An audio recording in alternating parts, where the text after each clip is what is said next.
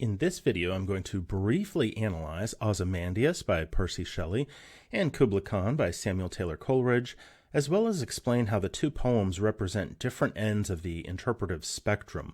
While they're both excellent poems, Ozymandias is a little easier to grasp and has fewer interpretive possibilities, while Coleridge's poem, though more difficult on the first read, is ultimately a slightly more intellectually rewarding poem. Hello, beautiful people, and welcome back to my channel. If you're new here, please consider subscribing and clicking on the bell for notifications. This is the channel to learn about literature and life. So in a previous video, I described and explained overall what British Romantic poetry is, and that definition, again, is a literary movement from 1785 to the 1830s, influenced by the French Revolution. Some of the characteristics of Romantic poetry in general is that it exalts nature, the innocence of children and rustics, and private emotion and experience. Great. So now we're going to dive right in and look at these two poems, Ozymandias by Percy Shelley, Kubla Khan by Samuel Taylor Coleridge. They're a wonderful set of poems to read together and compare the two of them because they have slightly similar themes, but they're very different poems.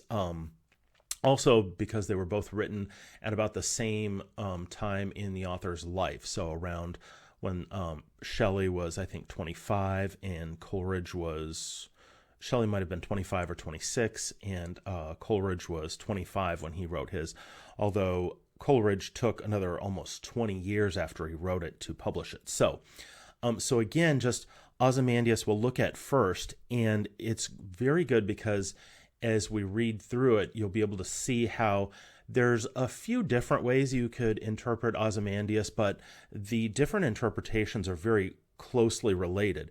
Whereas with Kubla Khan, it's going to be more difficult on the first reading of Kubla Khan to just understand what in the world is going on. But then once you get into that, Kubla Khan has basically more possibilities for different ways that you can interpret it. So it's ultimately a little bit more of a rewarding poem. So here we go. Here's the text of Ozymandias, this sonnet by Shelley, and I'm just going to read through it and then take a few minutes to look at the story that he's telling in this poem. And then we'll look at 2 or 3 different ways that we can interpret it and how those interpretations are fairly closely related to each other. So, and then just briefly, so Ozymandias, this poem was written in 1817, published in 1818. And the original story of this ruined statue of Ozymandias came from a Greek historian, which Shelley was reading, this Greek historian from the 1st century BCE. And this person, Ozymandias, that's the Greek name for Ramses II, a pharaoh from Egypt from the 13th century BCE. So while Ozymandias, i.e. the pharaoh Ramses, was a real ruler from, now, 33 centuries ago, this thing which is being described, this ruined statue, is something which was described almost about 2,000 years ago, but which doesn't stand anymore. So all that should prepare you just a little bit to just understand the poem and its basic story. So, I met a traveler from an antique land who said, "Two vast and trunkless legs of stone stand in the desert. Near them on the sand, half sunk, a shattered visage lies, whose frown and wrinkled lip and sneer of cold command tell that its sculptor well those passions read, which yet survive, stamped on these lifeless things." Now let's pause just a little bit and make sure that we're clear about what the story is that's being told to us, and also appreciate how brilliant Shelley is at zeroing in and making things really concise. So, I met a traveler from an antique land. So it's got this framing device where from the very first line, Shelley steps completely away from the poem, and the poet's speaker is saying that this information is going to come from this traveler, this unnamed traveler from an antique land. So it's this framing device that he uses really quickly just in that first line. And then this traveler says, two vast and trunkless legs of stone stand in the desert, near them on the sand. Now, notice what happens. By line 3, near them on the sand, half sunk. So what happens, even though this started in the first 2 lines with Shelley sort of pulling back focus and saying this is going to take place, we're going to understand that this takes place in Egypt, near them on the sand. But by the end of that 3rd line, on the sand, half sunk, we get this. It's almost like Shelley's making us visualize immediately by the 3rd and 4th line. We're seeing right there, and we're in the poem, and we're in the action of the poem, you could say. So it's really this abrupt, immediate, good move on Shelley's part to do that. So then all the rest of the poem can take place right there. We're immediately in this, place looking at these 2 legs standing in the desert. So good. Half sunk, a shattered visage lies, whose frown and wrinkled lip and sneer of cold command tell that its sculptor well those passions read which yet survive. So we get this really clear understanding of what this, the head, which has fallen off the statue and is half sunk in the sand, we get very clearly this wrinkled lip and a sneer. So we get this idea that this person, Ozymandias, this great ruler from, literally 3,300 years ago, was this, great ruler, and also very accustomed and confident with his power, and even probably mean, clearly, in this poem itself. So, which yet survives, stamped on these lifeless things, the hand that mocked them, just meaning right there the hand that sculpted, that imitated them, so the hand that actually made the sculpture, and the heart that fed, and on the pedestal these words appear. My name is Ozymandias, King of Kings, look on my works, ye mighty in despair. So that little couplet there, my name is Ozymandias, King of Kings, look on my works, ye mighty in despair. So that is obviously supposed to be engraved on the pedestal. We see that. And of course, this is the climax of the poem, that Ozymandias theoretically had this engraved on the statue. And then we're going to get, you can already see what the poem's basic interpretation is going to be. It's going to be about political power. About the power of a great king, of a great emperor, in this case, a great pharaoh, So he's saying these things, he's declaring them, look on my works, ye mighty in despair. And then just these last 3 lines, which serve to basically annihilate what the pharaoh had declared. And then that after that, look on my works, ye mighty in despair, Shelley's really brilliant with that next little 3 word sentence. Nothing beside remains. Round the decay of that colossal wreck, boundless and bare, the lone and level sands stretch far away. So clearly there's one way to read this, which is that the pharaoh, had this made, thinking of himself as this powerful ruler who would be remembered for all time, and then, nothing beside remains. And then we get this beautiful, almost like cinematic thing that Shelley does, which is we're there, we've seen the sunken head in the sand, we've seen the actual writing on the pedestal, and then the very last 2 lines of the poem, around the decay of this colossal wreck, boundless and bare. And you notice, by the way, Shelley just masterfully does a little bit of alliteration there. Boundless and bare, the lone and level sands stretch far away. So Shelley doesn't even have to actually say or make a commentary on power or the transient nature of, a mighty king or ruler, because he's letting the poem do that work for us. So really beautiful. Okay, so let's just go back to this and see what I've written down here. So this is really, like I said, I think it only takes 1 or 2 readings of the poem to understand what it's basically about. The analysis is centered on, so by writing down the fragile nature of political power, what I mean by that is just simply that, this great pharaoh, this powerful ruler, thought that his memory would last forever. And I mean, in some ways it has, because we still do know who the person was. But certainly his works and what he thought of himself has diminished greatly since then, right? So there you go. The transient. So the second thing I've written down there. So these three things, just in general, what I'm trying to show here is that Ozymandias as a poem, there's a couple of different ways you can interpret it, a couple of different ways you can write about it. They're all kind of in a similar way. So the fragile nature of political power, the transient nature of human life in general, just the fact that this person thought so much of himself. And of course, after 3,000 years, there's nothing left to remember. And then another way that you can view this is also, since the ruler is long gone, and even the statue that the Greek historian was describing in the 1st century BCE, that historians, the actual statue is gone, but Shelley's poem remains.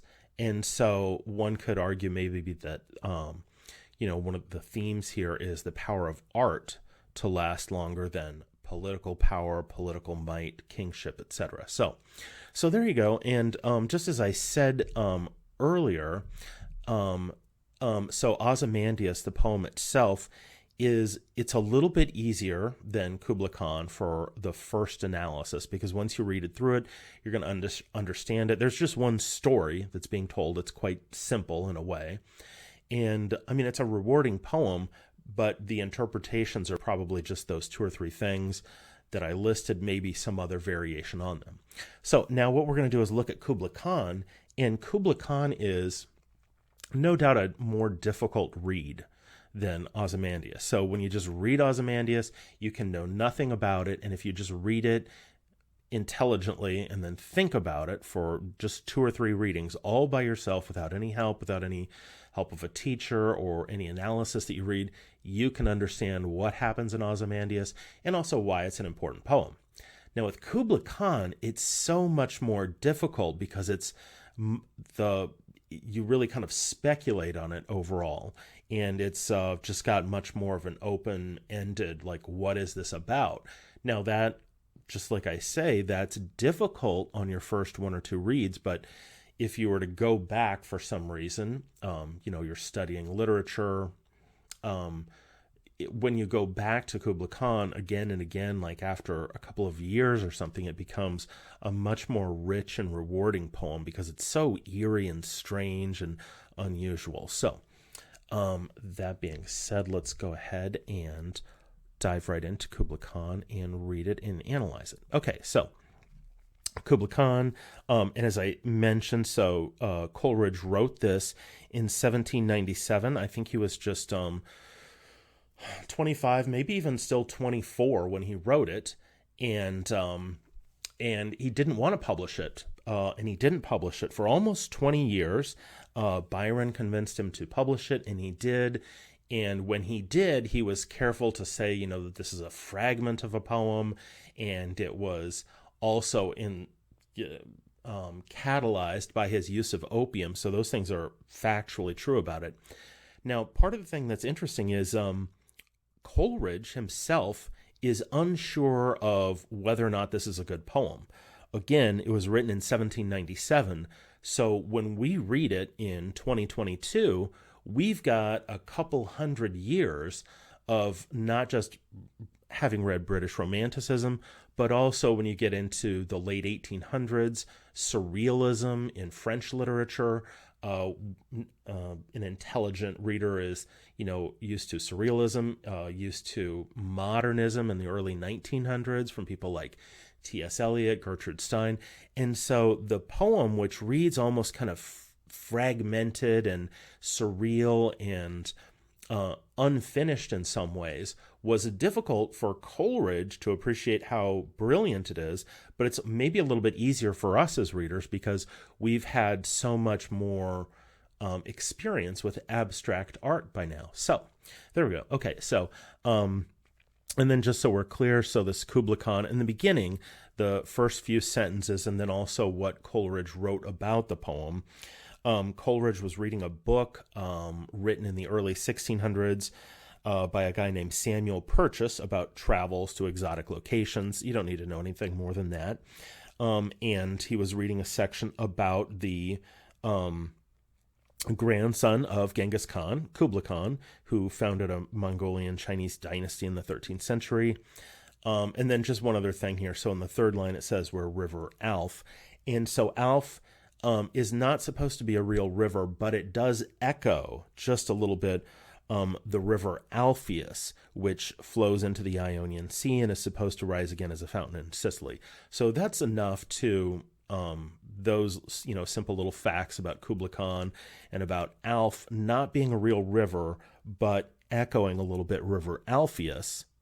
And then there will be one other thing towards the end, Mount Abora, which he describes at the end, and that is made up, but it probably echoes just a little bit of Mount Amara from Milton's Paradise Lost. So, but that's plenty, and now let's get into this. And we've got basically 3 stanzas, and the first 2 stanzas, the first roughly 2/3 of the poem, are going to be like one movement or one part, and then the last smaller stanza are going to be like a second movement. So, in Xanadu did Kubla Khan a stately pleasure dome decree, where Alf the sacred river ran through caverns measureless to man down to a sunless sea. So twice 5 miles of fertile ground with walls and towers were girdled round, and there were gardens bright with sinuous rills where blossomed many an incense-bearing tree, and here were forests ancient as the hills enfolding sunny spots of greenery. Good, so this is the first of 3 stanzas. And what we get here is this nice location. We can leave pretty quickly any concerns about the historical Kubla Khan, because as we know, this is this sort of visionary poem. We're supposed to be able to just go off and not worry about the historical truth of it. And, there isn't historical truth other than Kubla Khan was a real person. So just think about what is being told in the first stanza here. And if you don't ask, in some ways, if you don't ask too much of the poem at the beginning, then you can be more clear about what it is giving us. So we just know in this exotic location in Xanadu, Kubla Khan, this great, powerful Mongolian Chinese ruler, did a stately pleasure dome decree. Well, what is that exactly? Now, he'll use the word dome 2 or 3 times, and each time that he does in the first 2 stanzas, he's going to modify it. It's going to be a pleasure dome. It's always a pleasure dome or a dome of pleasure. So just what we can see is we're just supposed to get this sort of like archetypal, maybe even this sort of feel of, this area where this river, a sacred river with this Greek name, the River Alf, is running down through these caverns. Now, what are we supposed to make of this? Caverns measureless to man. Well, it gives it this sort of archetypal, mythical quality. It gives it more of a dream connotation.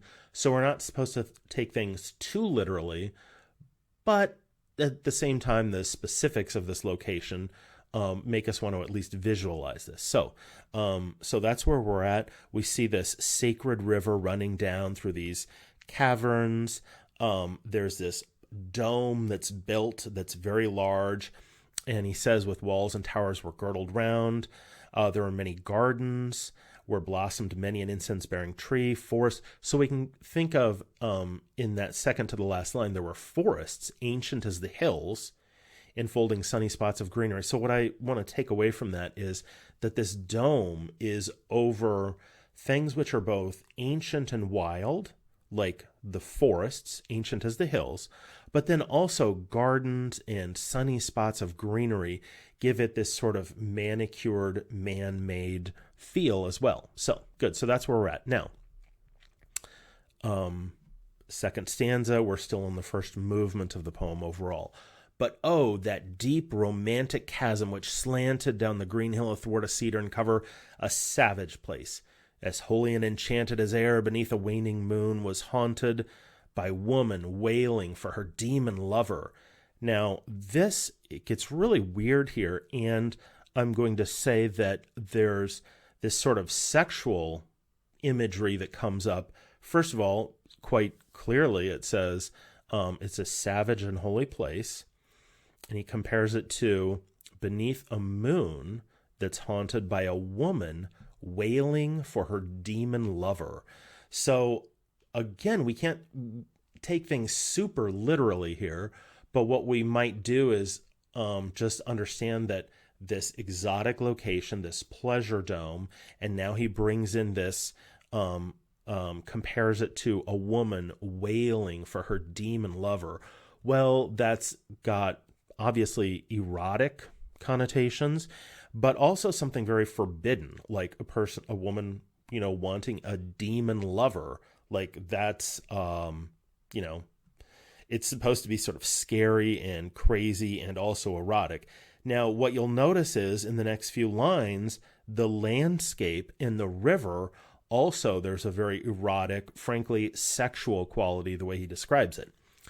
And from this chasm with ceaseless turmoil seething, as if this earth in fast, thick pants were breathing, a mighty fountain momently was forced, amid whose swift, half-intermitted burst, huge fragments vaulted like rebounding hail or chaffy grain beneath a thresher's flail, and mid these dancing rocks at once and ever it flung up momently the sacred river. So what's actually being described here? Let's pause for a second and just make sure we understand the basic of the kind of story, or it's not even really a story, it's more just a description of geography. But we'll make sure we understand that, and then also we'll notice that he was a little bit more subtle with the sexual innuendo here.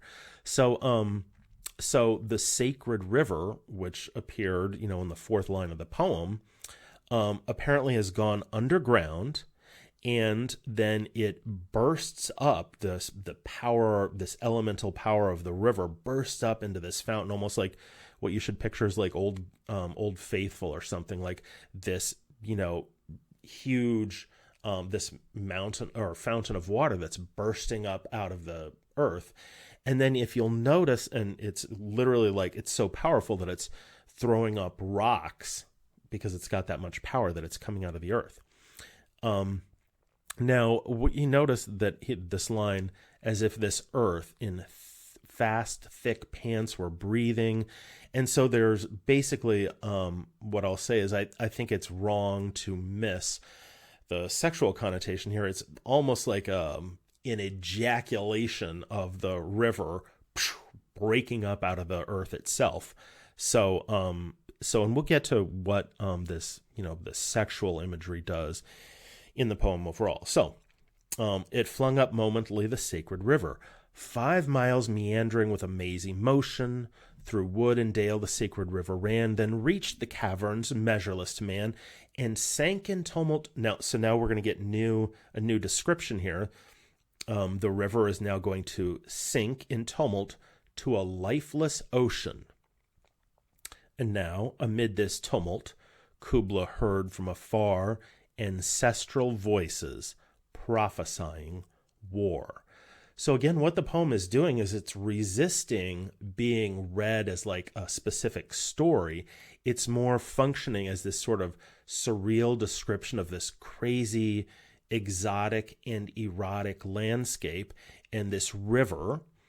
And then we get this thing where amid this tumult of this, the fountain bursting up, the beautiful yet exotic description of nature here, and the fact that there's this, quote, pleasure dome over all of this. Then we get this weird thing, Kubla heard from afar, ancestral voices prophesying war. So, and I'll get to that in just a second as when we sort of speculate what's going on with these first two stanzas.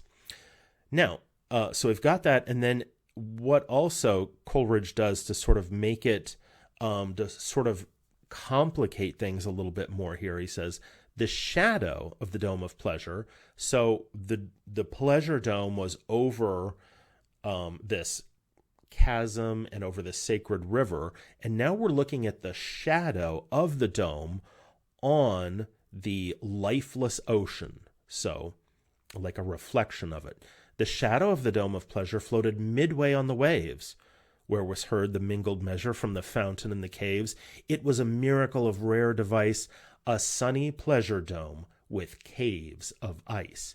So it's really hard to read this literally or to read it with sort of like rational, realistic, like this is a place.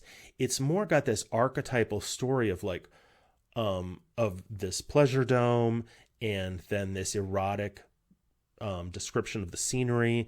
And then Kubla, all of a sudden, it's like, and when it says ancestral voices prophesying war, are the ancestors? So they're his ancestors, and it's like their voices are coming from where? From ghosts, from the ground. Are they prophesying that there's going to be a war with a neighboring army, or is it war with the ancestors themselves? So it's really confusing and strange there. And then the end of this second stanza isn't the actual pleasure dome. It's the shadow of the dome appearing on the ocean or on the sea. And then we get this sort of mingling of opposites there where he says it's a miracle of rare device, a sunny pleasure dome with caves of ice. Okay, so let's go back into just look at some ways that we can look at these first two stanzas. So again, it's not that we have to read it as a specific, it is a sequence of things, but it's more like a sequence of imagery. So here's what we'll notice. First of all, it begins with this exotic location and this sort of archetypal description. As I said, we're going to notice the emphasis on the dome's pleasure. He refers to it as a pleasure dome, the dome of pleasure, the pleasure dome. So I think that's important to note because overall, one of the ways a popular way to analyze this poem or to say, what is the significance of this? What is it about? Well, it's probably the most popular way to interpret this is that the poem, those first two stanzas, are about the creative process in general, about making art in general, that it's like this great big metaphor for the importance and the power of art. So that's why it's a pleasure dome. Pleasure's got a very different connotation than if it were a dome that had something to do with religion or morality or anything like that. It's just pleasure. So, and that's maybe, in some way, that's probably what the function of art is. It should be beautiful and pleasurable first before it can, be also more meaningful or more significant or something like that. So, then we might take, if we were to say that the first two stanzas of Kubla Khan are about creativity or about art making, then what we can do is you just kind of have to loosely associate these different foundations for your analysis. So then we could maybe say that there's that sexual connotation there because sexuality is also associated with creativity, certainly. Then what we could maybe do is say these are just kind of loose associations. This is why on the first read, Kubla Khan is difficult and it doesn't really make much sense. But then if you're comfortable with having more range in what you're going to speculate that the poem is about or how to write about it or how to interpret it, then it becomes basically more fertile, you could say, because you can interpret it in lots of different ways. So we could say then that the prophesying war, maybe there's a link between creativity and destruction, and then also just kind of notice at the end the existence of opposites, sunny and caves of ice. So great, let's go ahead and then finish the third and final stanza of the poem itself. So then a sunny pleasure dome with caves of ice. And so then the next part just is a little bit abrupt. We shift away from that completely. And now we're going to go into the first person in just a moment. A damsel with a dulcimer in a vision once I saw. So a dulcimer is just a stringed instrument. So he's saying he saw a woman, this beautiful woman with this dulcimer in a vision once I saw. It was an Abyssinian maid, and on her dulcimer she played, singing of Mount Abora. So again, what I mentioned at the beginning is that Mount Abora is this made-up place, but it echoes a little bit of a place from Milton's great poem Paradise Lost of Mount Amara. Now, Abyssinia was a real place. It was a kingdom in northeastern Africa. So what does he say here in these first 5 or 6 lines? a damsel with a dulcimer, this stringed instrument, a damsel with a stringed instrument in a vision once I saw. She was an Abyssinian maid, meaning she was from Africa. She was an Abyssinian maid, and on her dulcimer she played, singing of Mount Abora. And now this is where it's really beautiful. So that vision that he once had of this woman singing this song, this sort of like, then that is going to catalyze within him. He wants to make something that beautiful and great. Could I revive within me her symphony and song? To such a deep delight 'twould win me, that with music loud and long I would build that dome in air, that sunny dome, those caves of ice. So what you can see is really that interpretation that I was, slightly pushing a few minutes ago, is that the poem overall is about creativity. Kubla Khan overall is about creativity. It's about making art.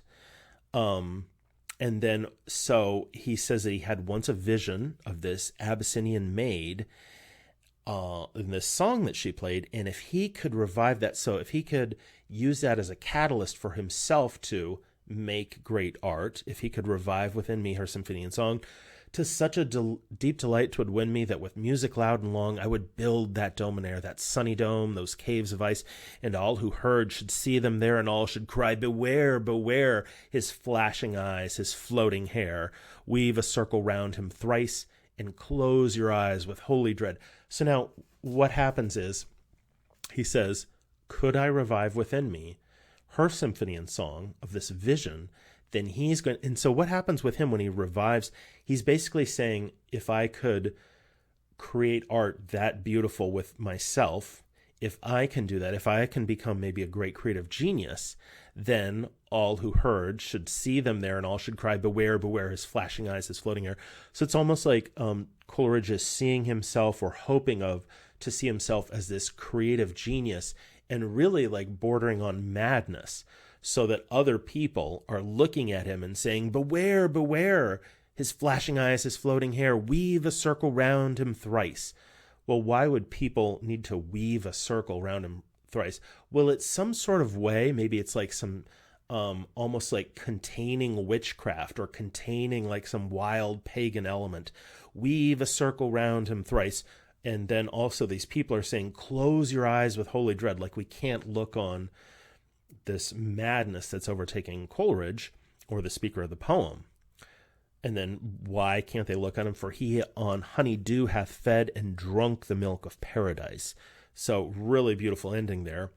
Honeydew, just a sweet fluid from plants, and it can also be the insects which feed on plants. And so it's kind of in that way associated a little bit with manna, which would then give it like the connotation of a divine origin. So it's like Coleridge at the end doesn't need anything but honeydew and the milk of paradise. So it sounds like the only thing he needs is like, it's like another way of saying like all he needs is manna and ambrosia. Like he wants the sweet fruit, the sweet nectar of the gods. So that's the ending, is all he wants is this sort of nectar of the gods, this thing which is going to stimulate him into this creative madness. So, and then Milk of Paradise has, since the poem has become famous, the phrase Milk of Paradise is now used to, it just means opium, from poppy seeds. So that's the ending.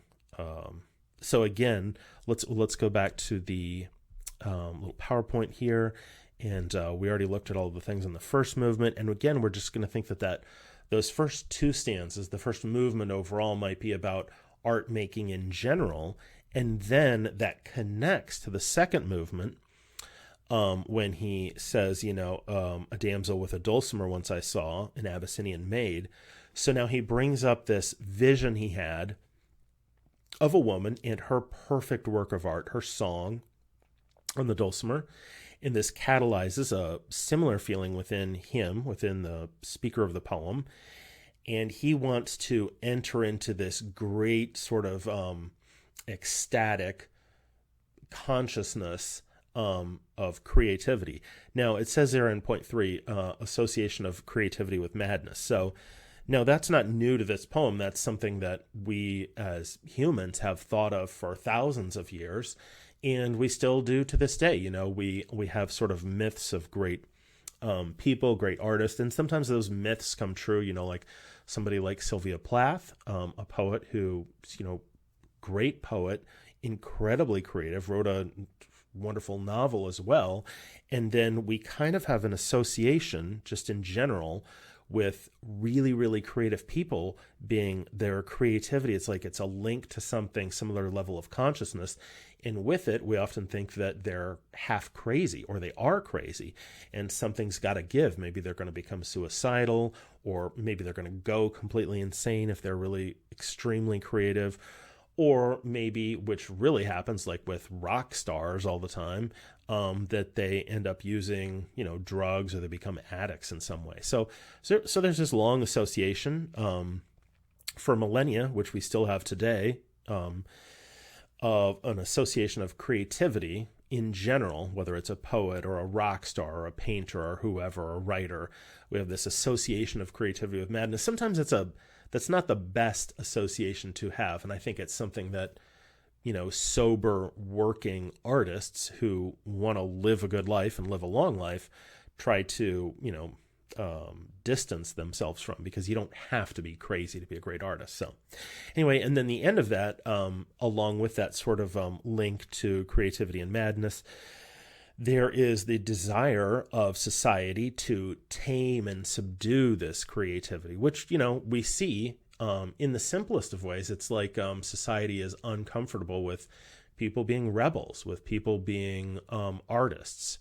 And so there's always a movement on the part of people and society in general to subdue and tame and turn us into conformists, basically. So that's how that sort of ends there. And hopefully you can also see how the first movement, again, stanzas 1 and 2, maybe the underlying metaphor, what is the poem about overall? What's Kubla Khan about?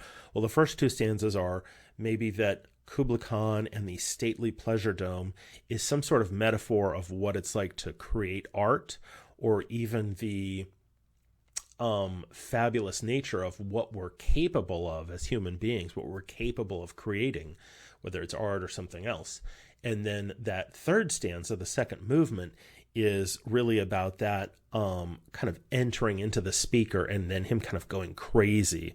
And then also at the end, it's this, I think, accurate representation of how a lot of times society wants to subdue and temper and tame really creative, really rebellious people. So great. So again, just to sum this up and to end, hopefully now you can kind of understand how what I said at the beginning is I really think it's quite true that, so these are both great poems. And I said, I think in the, in my opening in the first minute or two, that these poems represent kind of different ends of the interpretive spectrum. So while Ozymandias is a little bit easier to grasp on the first read, it ends up being like there's a couple, 2 or 3 or 4 ways to interpret what the poem is about, but they're all kind of closely linked, and it has something to do with the, the fragile nature of political power, or even just of human life in general. But Kubla Khan, which is more difficult to wrestle with because, as I said, it's got this surreal quality, even though we don't think of surrealism as something, as a movement. It doesn't come until the later 1800s, long after Coleridge was dead and long after he'd written the poem. But now in 2022, when we read this, Kubla Khan, we're much more open to something being surreal, to it being kind of a complex, unending work of art that's kind of like almost like a precursor to modernism, like 100 years earlier, something like that. So great. Thank you so much for visiting my channel, and hope that made sense. And please come again.